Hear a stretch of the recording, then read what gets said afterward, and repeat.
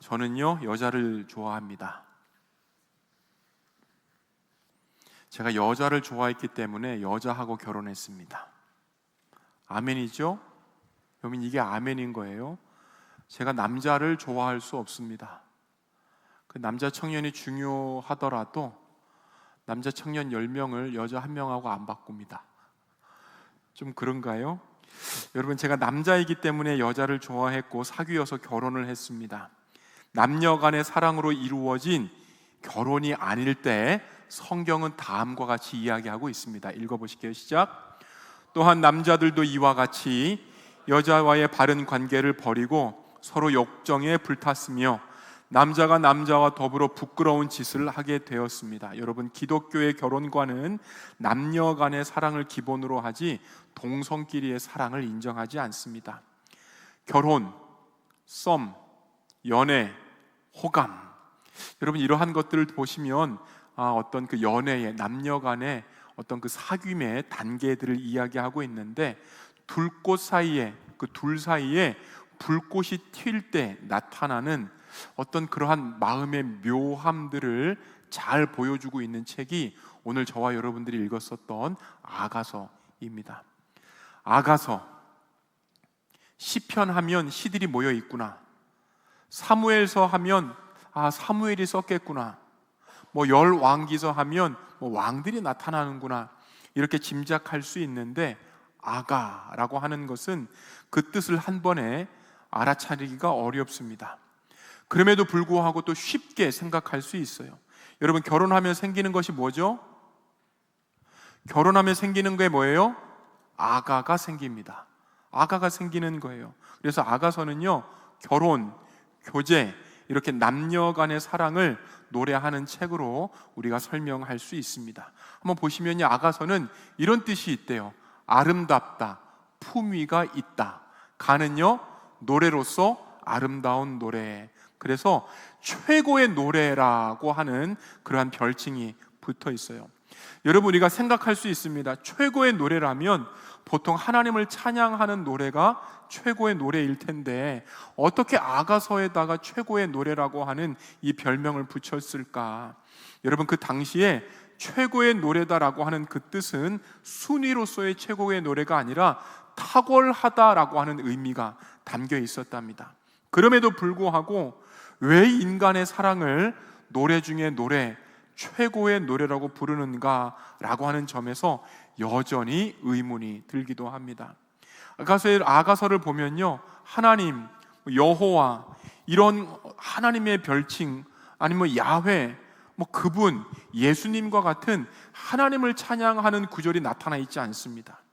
하나님과 이스라엘과의 관계도 나타나 있지 않고 아예 저주를 하든지 아예 축복을 하든지 이러한 것들도 나타나 있지도 않고 역사를 읊어주지도 않습니다.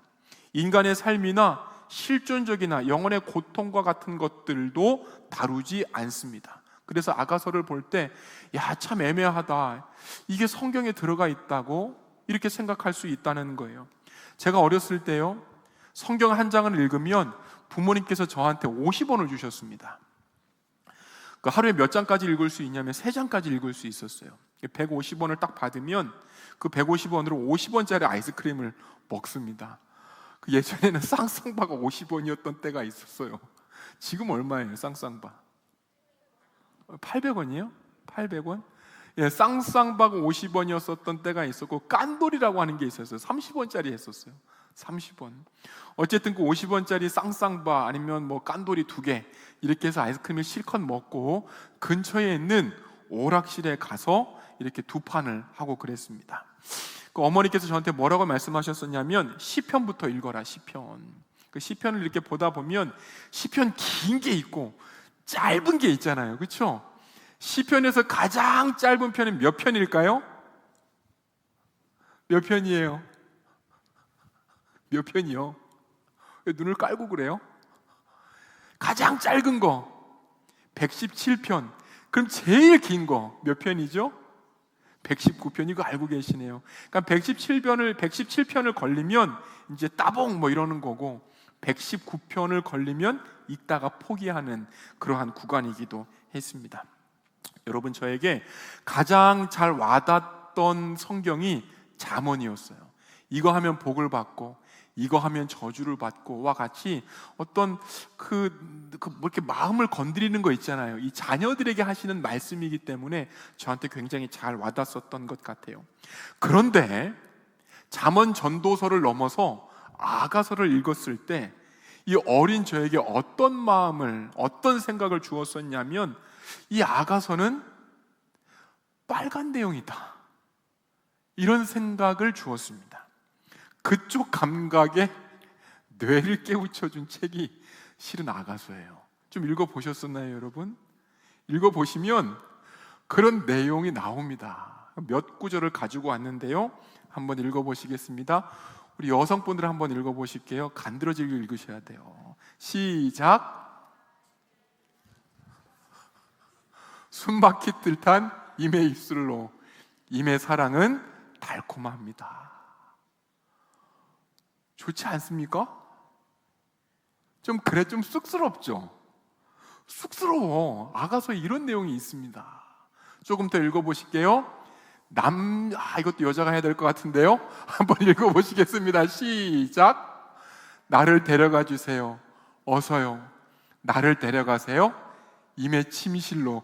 그러니까 여러분, 이게 성경인 거예요. 지금 이게 성경이니까 어린 마음에 임의 침실, 빨간 입술, 나에게 입 맞춰주세요.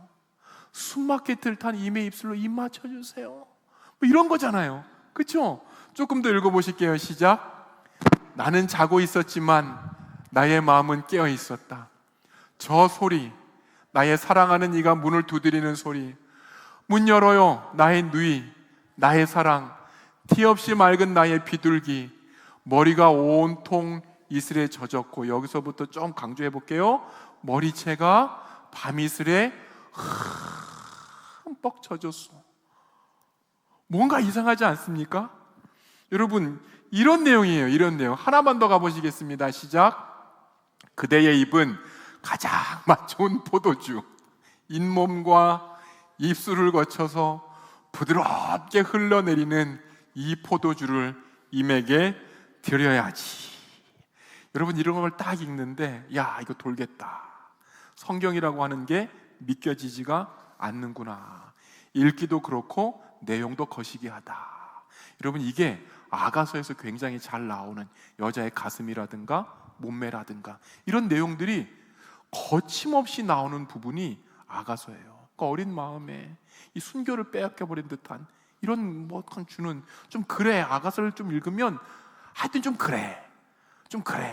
여러분, 그랬는데 제가 생각했던 것과 마찬가지로 성경의 학자들도 이 아가서가 성경에 들어와야 되냐 말아야 되냐 이러한 논쟁들을 상당히 많이 거쳤어요. 그 논쟁 중심에는 뭐가 있었냐면, 이렇게 인간의 노래, 이렇게 인간의 신체들을 가지고 사랑한다, 뭐한다, 뭐 침실에 들어간다, 뽀뽀해달라, 이런 내용들이 있는데 이 노래가 어떻게 사랑의 내용이 되지? 이런 게 그 논쟁의 중심에 들어가 있었습니다. 반대 의견은 이걸 가지고 반대를 했대요. 한번 읽어볼게요. 시작. 하나님의 계시라기보다 남녀 사랑의 세속적인 사랑 노래다, 이걸 끊임없이 주장을 합니다. 그런데 아가서를 보고 찬성하는 사람들의 주장도 있어요. 한번 읽어보실게요. 시작. 아가서는 남녀의 사랑으로 하나님과 이스라엘의 사랑을 노래한 책이다. 그러니까 신랑은 하나님, 신부는 이스라엘, 두 사람의 만남은 출애굽 혹은 언약과의 관계로 보는 거예요. 이별은 이스라엘의 범죄로 보기 시작합니다. 이 입장을 가장 강하게 변호한 사람이 아캅이라고 했던 신학자예요. 그래서 아캅이는 아가서를 보면서 다음과 같이 평가를 합니다. 시작. 모든 성문서는 거룩하지만, 뭐예요? 모든 성경은 거룩하지만, 읽어보실게요. 아가서는 그 중에서 지성소와 같다, 핵심 중에 핵심과 같다라고 평가를 합니다.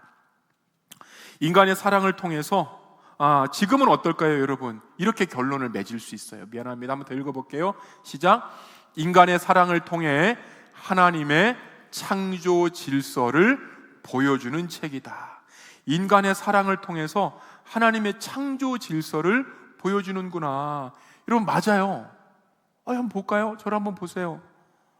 이렇게 자매들 보면 예쁩니다. 예뻐. 자매들이 예쁘다고. 끌리는 거예요. 끌리는 거. 여러분 이게 창조 섭리입니다. 보면 예쁘다고. 예뻐. 이게 쓰레기가 아니고 이게 창조 섭리라고. 여러분 그렇게 끌리는 거예요. 여기서부터 사랑이 시작이 되는 거예요. 그래서 여러분 인간의 사랑을 통해서 하나님의 사랑을 부분적으로 보는 거울과 같다.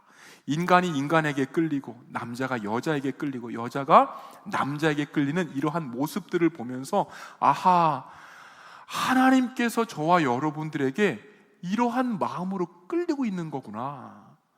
하나님께서 우리를 이렇게 사랑하시는 거구나. 어떤 초월적이고 눈에 안 보이니까 그냥 사랑한다고 하니까 사랑한다 이게 아니고 마음이 두근두근 거리는 그 모습으로 하나님께서 우리를 사랑하시는 거구나. 여러분 이것을 보라는 거예요. 이게 현도의 결론이 그래서 인간의 사랑을 통해서 하나님의 창조의 질서를 보십시오 라고 하는 것이 아가서의 본질, 아가서의 핵심입니다. 여러분 본문을 보니까 남녀 간의 사랑의 태도가 언제부터 나타날까요? 바로 결혼 전의 이야기 같아요. 현대에서는요 남자와 여자와의 관계를 5단계로 나눈답니다. 몇 단계라고요? 5단계. 첫 번째가 뭐예요? 끌림. 두 번째가 호감. 그 다음에 썸. 그 다음에 연애, 결혼. 이런 것쯤은 알고 연애하시죠? 이런 것 좀 알고 연애하셔야 됩니다. 내 마음이 두근거린다고 해가지고 곧장 결혼으로 가면 맞아야지. 그런 건 내 마음이 두근거린다 그래서 벌써부터 결혼식 잡고 이런 게 아니에요. 저 5단계를 반드시 거치게 돼 있어요. 또 한번 볼까요? 저쪽에 이름이 어떻게 돼요? 주의자매. 예쁩니다. 아니 예뻐. 내 마음에 싹 들어요. 자, 우리 한나자매. 예뻐. 끌려. 이렇게 마음이 막 이렇게 끌린다고. 또 누구 있을까요? 이쪽에 하음자매. 좋아요. 내가 마음에 녹는 것 같아. 여러분 이게 뭐다?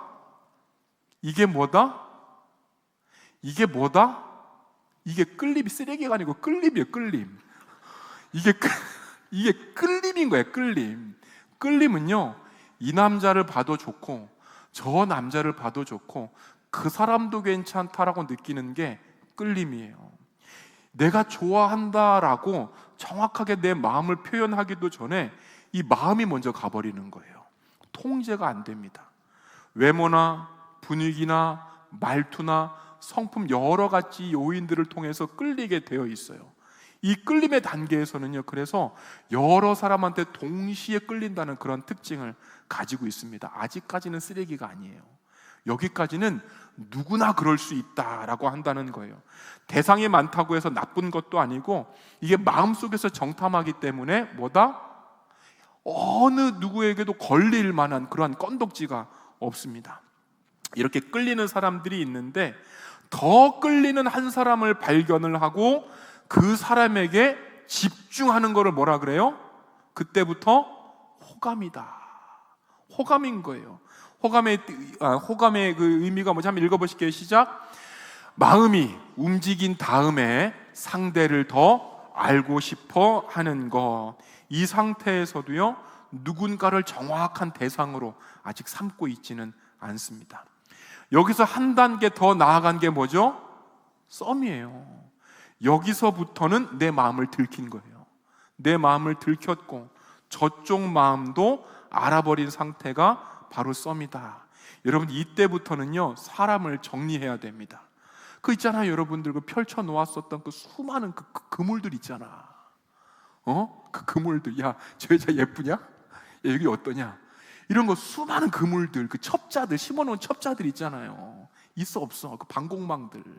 그거 다 이제 걷어내야 됩니다. 여기서부터 안 걷으면 어떻게 된다?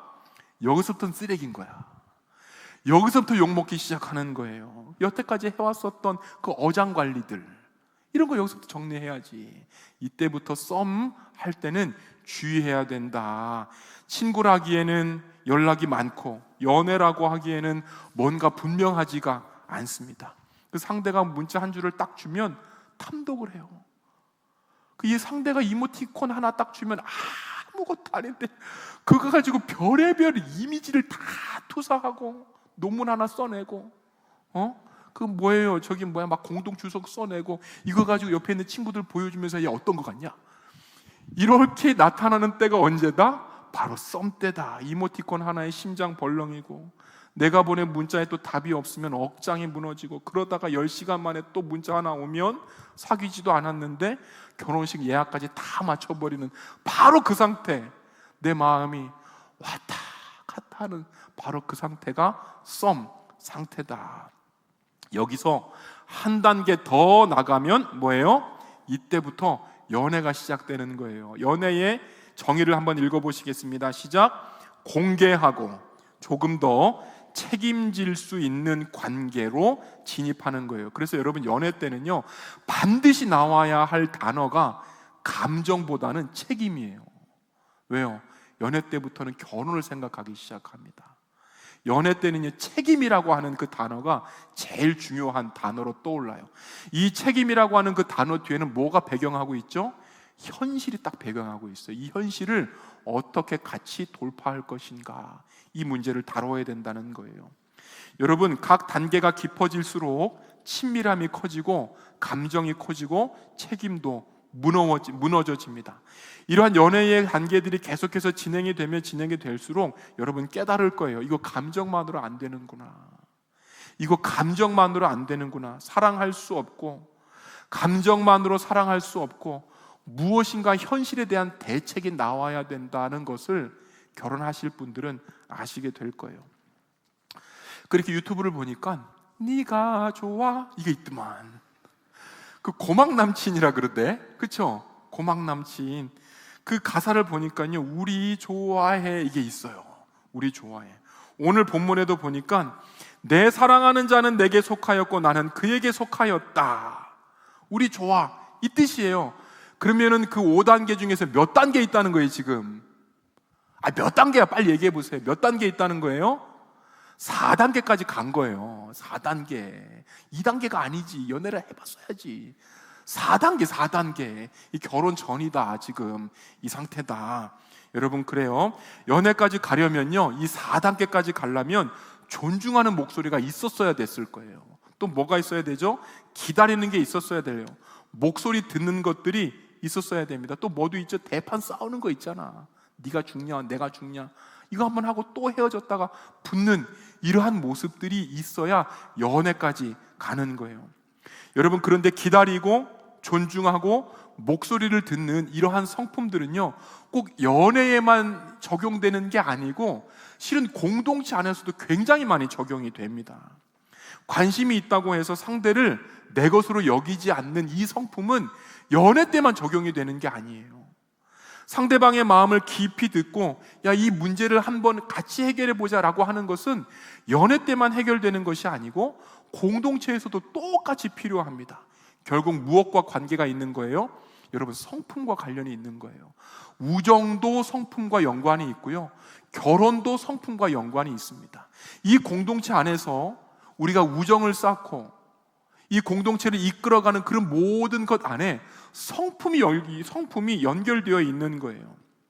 여러분, 그래서 오늘 본문은요, 내가 누군가를 사랑하느냐 이걸 다루는 게 아니고 나의 성품을 가지고 내가 어떻게 그 사람을 지금 사랑하고 있냐, 내 성품은 어떤데, 관계를 맺을 때, 연애를 할 때, 공동체에서 내 성품은 어떤데, 이거를 보여주고 있는 본문이 바로 아가서 2장입니다. 어떤 철학자가 너무나 인간적인이라고 하는 책에서 이렇게 이야기하고 있어요. 한번 읽어볼게요. 참 좋은 명문인 것 같아요. 시작. 가장 좋은 친구가 가장 좋은 아내를 얻게 될 것이다. 한번 더 해볼게요. 시작. 가장 좋은 친구가 가장 좋은 아내를 얻게 될 것이다. 왜요? 좋은 결혼은 우정을 맺는 능력에 기초하기 때문이다. 여러분, 결혼이나 우정이나 어디서 출발한다고요? 성품에서 출발하는 거예요. 성품. 상대의 이야기를 들을 수 있고, 상대를 존중할 수 있고, 다르다라고 하는 것들을 견딜 수 있고, 문제가 분명히 보였는데 이거 어떻게 풀어가지? 이거에 대한 합의점에 대해서 동의할 수 있는 성품이 없으면 연애나 우정이나 관계나 굉장히 어렵습니다. 사랑하는 여러분, 감정이 있다고 해서요, 좋은 관계가 만들어지지 않습니다. 좋은 감정이 아니고 뭐라고요? 책임질 수 있는 자세가 훨씬 더 필요한 거예요. 그래서 오늘은요, 강요하지 않고 초대하는 성품, 추측하지 않고 듣는 성품, 문제를 방치하지 않고 함께 다룰 수 있는 성품, 이것을 아가서에서 보여주면서 이게 하나님의 성품인데 너희들은 어디까지 따라오고 있냐라고 말씀하고 계시는 거예요. 첫 번째가 뭐예요? 강요가 아니라 초대로. 바로 아래에 있는 성경 구절 한번 더 읽어보시겠습니다. 시작. 나의 사랑, 내 어여쁜 자야, 일어나서 함께 가자. 나의 사랑, 내 어여쁜 자야, 일어나서 함께 가자. 여러분, 이 구절을 이해를 하려면요, 어느 한 장면을 이해해야 됩니다. 담이 있어요. 담 뒤에 사랑하는 사람이 있습니다. 또 이제 창물들도 있고요, 창살이 난 조그만 틈, 이런 것들이 있습니다. 거기에 내가 사랑하는 사람이 살짝 보이는 거예요. 그런데 남자는 그 담을 막 들어가지 않습니다. 그 담을 허물지도 않습니다. 그냥 그 밖에서 자신의 목소리를 들려주고 있는 거예요. 내 사랑, 내 어여쁜 자야, 일어나서 함께 가자. 꽃이 있고 새들이 노래하는 계절 안으로 함께 가자, 이렇게 이야기하고 있어요.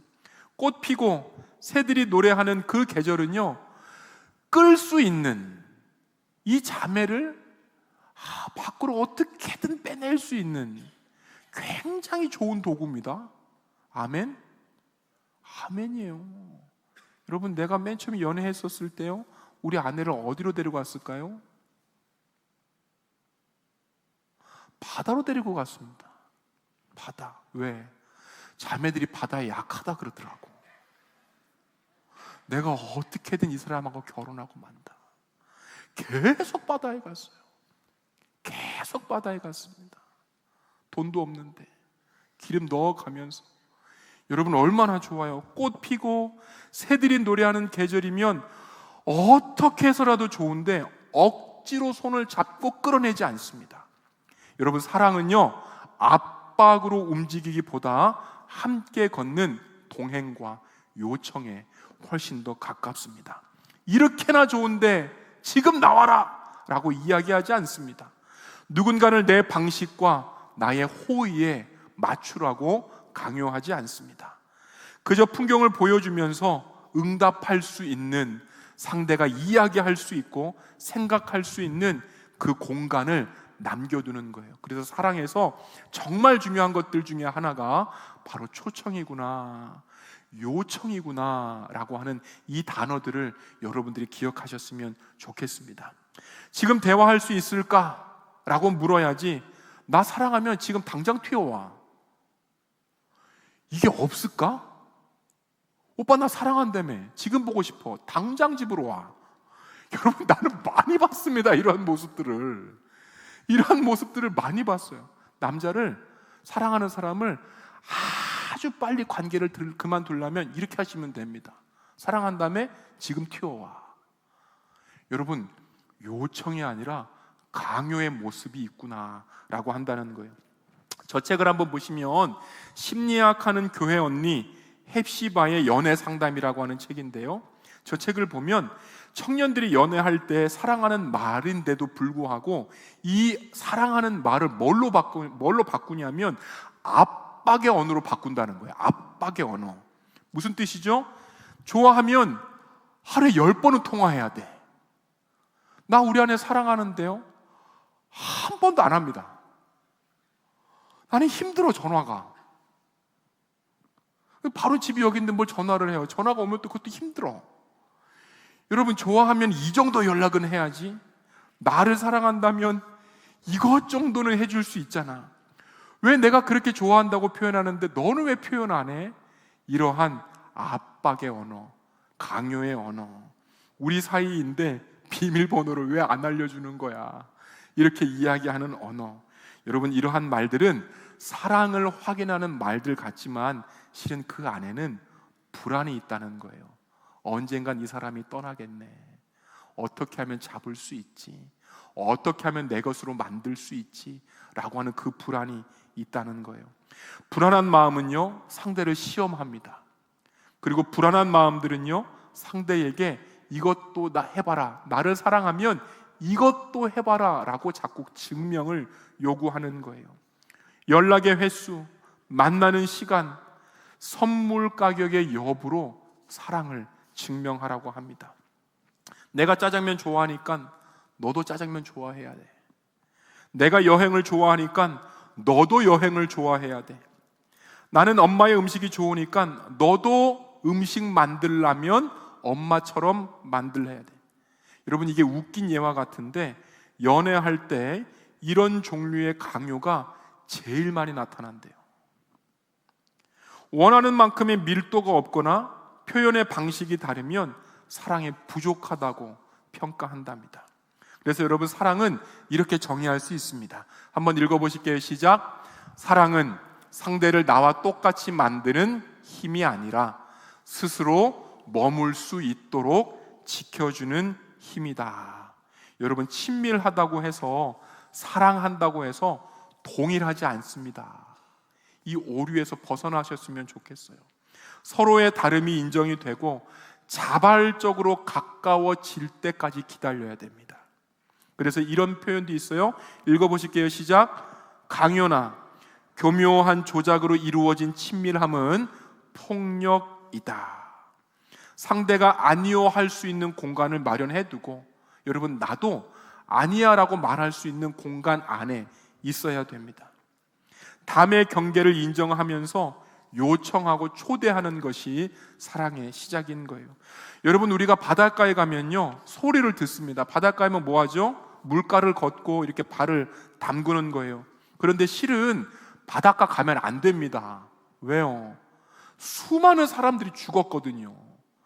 그럼에도 불구하고 저와 여러분들은 바닷가를 가요.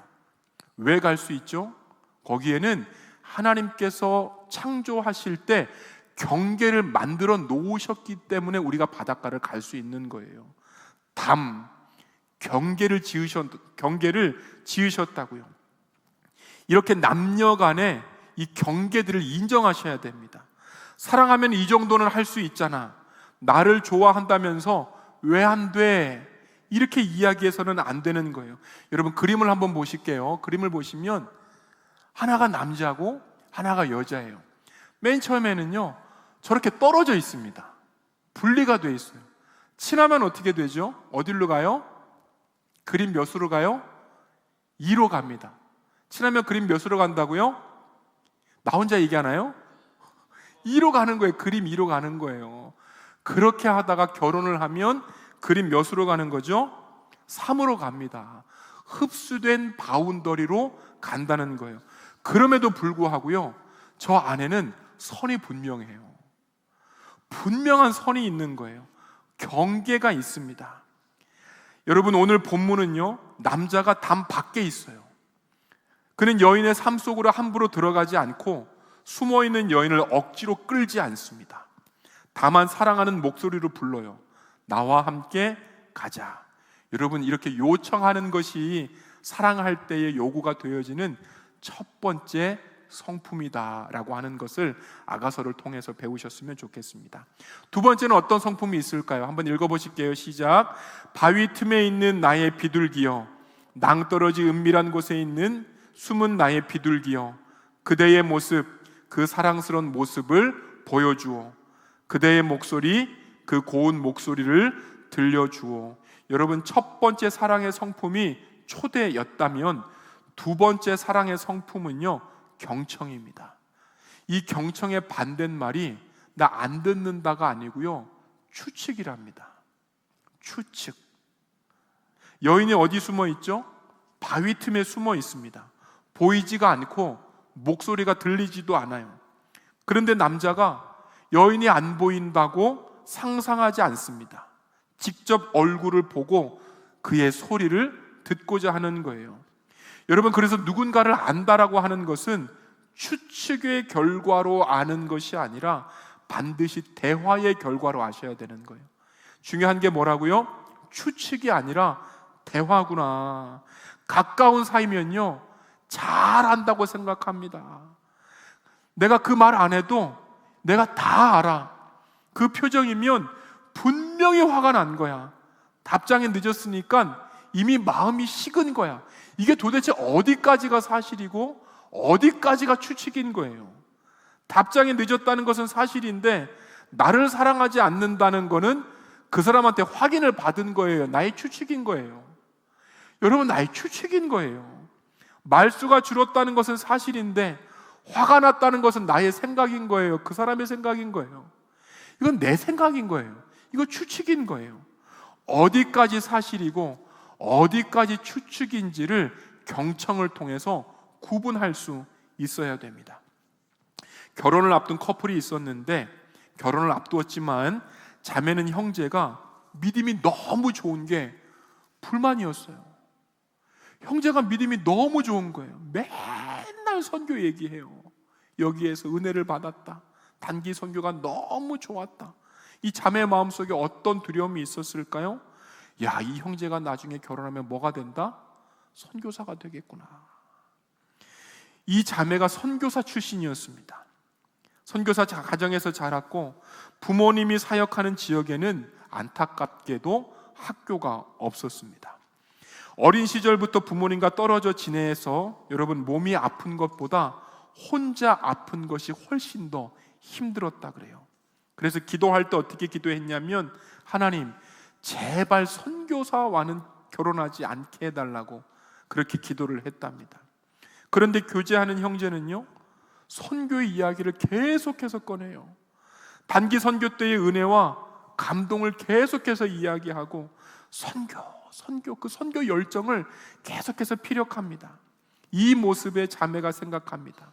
나도 언젠가는, 남편 될 이 형제도 언젠가는 선교사가 되겠구나. 나도 언젠가는 선교사의 아내가 되겠구나. 야, 큰일이다. 내 이 자녀들 결국 나와 또 떨어져 살겠구나. 여러분, 선교사가 되는 것이 이 자매에게는요, 불안, 반복되는 두려움이었다 그래요. 사랑하는 여러분, 형제가 선교사가 되겠다고 이야기했어요? 아니에요. 선교사가 되겠다고 이야기한 게 아니라 열정이 있었다고요. 선교사가 된다는 것은 자매의 추측인 거예요. 선교사가 되겠다고 말한 적이 없는데 자매의 상처와 두려움은 이렇게 상대의 말을 다시 번역합니다. 여러분, 결혼할 때 그래서 남녀 간에 대화할 때 이 대화의 횟수가 그만큼 중요하대요. 왜냐하면 사랑하는 사이, 그 가까운 관계라고 할지라도, 그 가까운 사람이 이야기를 할지라도 내 안의 상처가 다시 한번 해석한다는 거예요. 과거에 무시를 많이 당하면 타인의 의견을 공격으로 받아들인대요. 그 상처가 있는 거예요. 과거에 누군가로부터 통제를 많이 받았다면 타인의 부탁을 간섭으로 생각해 버린다는 거예요. 과거에 누군가의 거짓말로 상처를 받아버리면 상대의 실수를 속임수로 내 상처가 번역한다는 거예요. 여러분, 이럴 때 남녀 간에 해야 될 일들이 어떤 일들이 있죠? 추측을 멈추고 경청을 하셔야 됩니다. 대화로 가셔야 되는 거예요. 여러분, 그래서 경청이라고 하는 것은 잘 듣는 성품, 잘 듣는 태도의 의미를 가지고 있지만 경청은 훨씬 더 깊은 뜻을 가지고 있어요. 한 번 더 읽어보시겠습니다. 시작. 경청은 내 해석이 틀릴 수 있다는 것을 인정하는 성품입니다. 내가 들은 것이 맞을까? 모르는 이야기가 있을까? 여러분, 마음을 아루어 맞히는 그러한 독심술 같은 능력보다 말하고 듣고 경청해서 모호함들을 분명하게 만드는 것이 훨씬 더 중요합니다. 그래서 건강한 관계는요, 오해가 없는 관계가 아니라 오해가 있을 때 어떻게 대화를 가지고 풀어나갈까, 이것을 고민하는, 이것을 생각하는 관계가 건강한 관계인 거예요. 여러분, 아가서에서 우리가 배울 세 번째도 있는데요, 제목을 한번 읽어보시겠습니다. 시작. 방치가 아니라 돌봄으로. 우리 구절이 참 중요합니다. 15절 다 함께 읽습니다. 시작. 여우떼를 좀 잡아주어. 꽃이 한창인 우리 포도원을 망가뜨리는 새끼 여우떼를 좀 잡아주어. 포도원이 배경이에요. 그 포도원에 꽃이 피었습니다. 이제 핀 거예요. 아름다운데 연약합니다. 그런데 여기에 뭐가 등장했죠? 뭐가 등장했어요? 새끼 여우가 등장하는 거예요.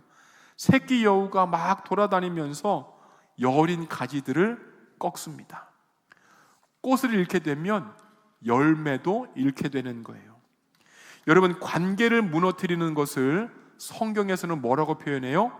작은 여우, 새끼 여우라고 표현하고 있어요. 여러분, 그러면 연애 단계에서 이 새끼 여우가 언제 등장할까요? 연애 단계에서 이 새끼 여우가 언제 등장하죠? 끌릴 때요? 안 보입니다. 단점들이. 호감일 때요? 안 보여요. 무조건 예뻐 보입니다. 그때는.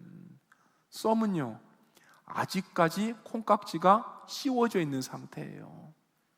연애 한 1년 차쯤 지나면 그때 하나 둘씩 벗어지면서 상대의 단점들이 보이기 시작합니다. 상대의 단점들이 보이기 시작해요. 여러분, 호감이 줄어들고 감정이 줄어들면 실제의 모습이 나타나는 그때, 그냥 넘어가서는 안 되는데 여우들이 등장하기 시작하는 거예요. 여러분, 그 어떤 앙케이트 같은 조사에서 그 여우들 관계를 망치는 이러한 조사를 했는데 8위가 바로 저거래요. 한번 읽어보실게요. 8위가 뭐예요? 신앙과 공동체에서 누군가를 고립시키는 거. 저게 무섭답니다.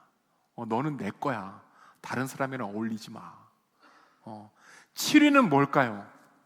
갈등을 대화하지 않고 덮어버려요. 6위는요, 성적인 행동을 사랑의 증거로 요구하는 거. 5위는요, 휴대전화를 검사하려는 집착. 웃으시는 분들이 있는데 맞나요? 4위는요, 다른 사람들과 비교하는 말. 3위는요, 화가 나면 연락을 끊어. 못됐네. 그 다음에 2위는요, 반복되는 무시. 그 다음에 보여주지 마세요. 1위는 뭘까요? 1위는 이거는 작은 여우 중에서 작은 여우 1위가 자꾸 반복이 되면 그만 만나랍니다. 1위는 뭘까요? 지각. 나도 지각해서 우리 아내한테 많이 혼났습니다. 실은 아니에요. 뭘까요? 1위 한번 보겠습니다. 뭐예요? 사과하지 않는 습관이래요. 사과하지 않는 습관.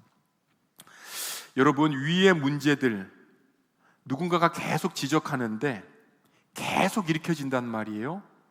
여러분, 이러한 성품을 지녔다면 결혼을 한다고 해서 나아지지 않는다는 것이 일반적인 의견이에요. 안 고쳐집니다.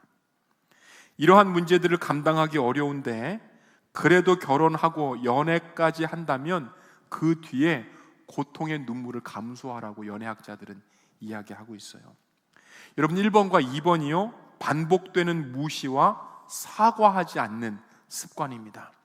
이 1번과 2번의 예가 사무엘하 6장에 너무나도 잘 나타나 있어요. 사무엘하 6장은요, 법궤가 예루살렘 안으로 들어오던 날들이 기록이 되어 있습니다. 법궤가 들어올 때에 다윗이 어떻게 했었죠? 춤을 추었잖아요. 옷이 벗겨진 줄도 모르고 춤을 추었잖아요. 여러분, 우리는 이 장면을 나는야 다윗처럼 춤을 출 거야 라고 하는 이 노래로 이미 알고 있습니다. 그런데 성경은 다윗이 춤춘 장면을 보여주는 게 아니고 미갈이 업신여기는 장면들을 훨씬 더 크게 보여주고 있어요. 다윗이 춤을 추고 있었고 미갈은 창문 안에 있었어요. 춤에 대해서 다윗은 하나님 앞에서의 기쁨을 가지고 춤을 추었는데 미갈은 그 춤을 정신 못 차리는 행동으로 봐버리는 거예요. 이때 성경은 미갈의 마음을 업신, 무시, 멸시로 기록하고 있습니다. 저 사람은 왜 저렇게 수준이 없을까? 말해봐야 고쳐지지 않을 사람이야. 도대체 생각이라는 것이 있을까? 마음 안에서 반복되는 이러한 멸시가 결국에는 부부싸움, 결국에는 말투로 나오고 많은 사람들 앞에서 다윗을 비꼬아버리는 거예요. 다윗이 이 이야기를 듣고 가만히 있으면 되는데 어떻게 반응하죠? 네 집안이나 봐라, 네 애비나 봐라, 사울이 자살했다, 이렇게 대꾸해버립니다. 네 집안 봐라, 사울 하나님 앞에 버려진 거잖아, 이렇게 맞다가 버린 거예요. 여러분, 성경은요 두 사람이 오랫동안 이런 식으로 대화했다고 말하지는 않는데 그럼에도 불구하고 이 짧은 대화 안에 분노와 파괴가 있는 거예요. 그렇다면 그 이유가 분명히 전부터에 있었던 대화가 이런 식이라는 거예요. 대화가 상처를 주는데 멈추지를 못합니다. 여우가 왔어요. 말싸움할 때 이 정도는 괜찮겠지, 그 순간에 이 여우를 멈추고 잡아야 되는데 그냥 내버려 두는 거예요. 뿌리가 생깁니다. 행동이 생겨요. 습관이 만들어져요. 방식이 만들어져요. 미래가 됩니다. 여러분, 이 사무엘하 6장에 뭐라고 기록이 되냐면 성경은요 미갈은 자식을 낳지 못했다라고 되어 있어요. 왜요? 이 다윗과 미갈 사이에 더 이상의 사랑이 없었습니다. 그렇게 부부싸움 한번 하고 끝나버리는 인생이 된 거예요. 사랑하는 여러분, 갈등의 분열의 요소가 되기도 하지만 갈등이라고 하는 건 실은 그 차이가 드러났고 그래서 어디가 약한지를 발견하는 시간이에요. 저는요 우리 아내랑 참 다른 게 있는데 우리 아내는요 씻는 걸 너무 좋아합니다. 4번도 씻어.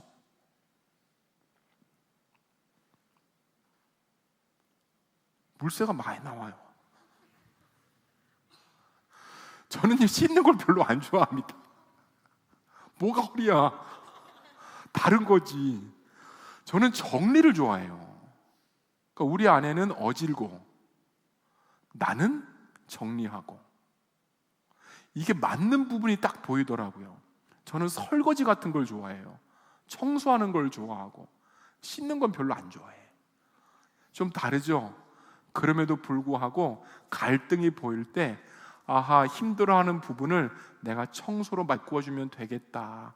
그래서 어떤 사람은요 갈등을 이렇게 표현하기도 합니다. 한번 읽어보실게요. 시작. 잘 풀면 복된 것.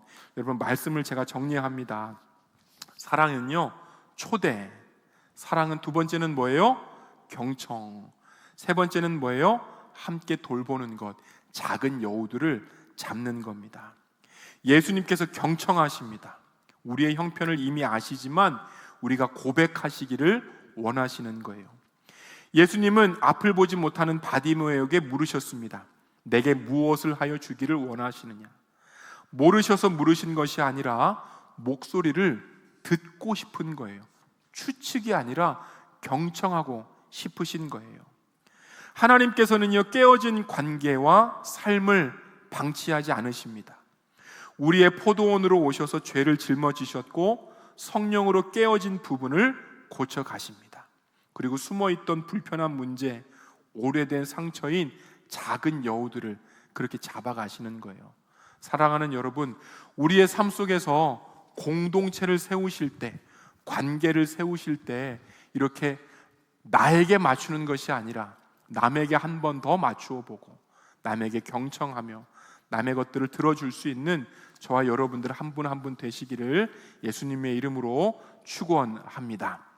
여러분, 내게 맞추라 이게 아니고 어떻게 한다고요? 우리 함께 가자라고 하는 이러한 권유가 관계의 시작이 되시기를 원합니다. 우리 이 찬양하시면서 우리 기도의 자리로 나아가실게요. 우리는 하나님의 자녀. 우리 다 함께 찬양하겠습니다.